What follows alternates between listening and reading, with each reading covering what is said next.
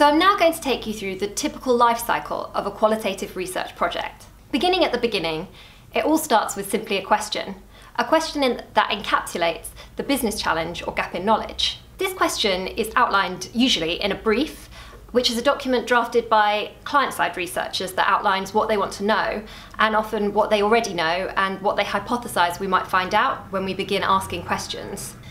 Researchers who work agency-side will then respond to this brief by writing a proposal, a document or presentation that demonstrates the methodologies and techniques that they would employ to best answer the client's question, and of course why their agency is best placed to deliver the project.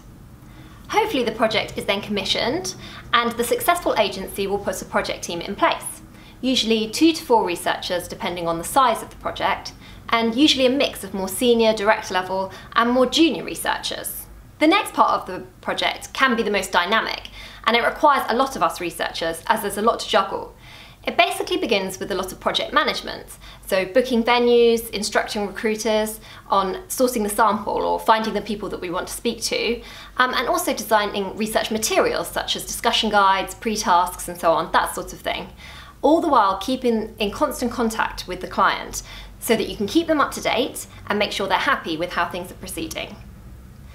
So the next stage of the project is where we actually engage with the people we've recruited to help us find answers. This is the fieldwork stage. The approach will depend on the type of research that's being undertaken, but suffice it to say, most qualitative researchers are used to travelling around a lot. Analysis comes next. This is where we make sense of all the data we've gathered during the fieldwork stage.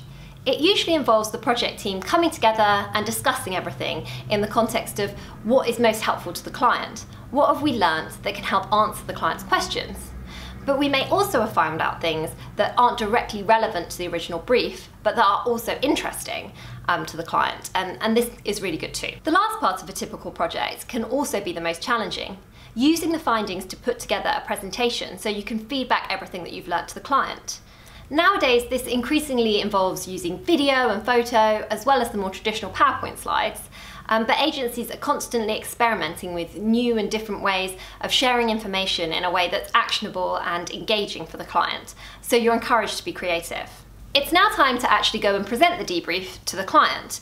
Now, it's usual for researchers to begin presenting as soon as they feel comfortable doing so. So you might find yourself presenting to very senior members of a company, such as heads of departments or CEOs, very early on in your career.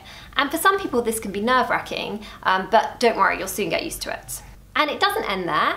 Usually, as the people who are closest to the data, you'll be asked to share your thoughts on next best steps for the client. And that can be really exciting, especially if it involves seeing your recommendations being put into action. Needless to say, the typical qualitative research project can be hard work, but it can also be challenging, thought-provoking, creative, and fun.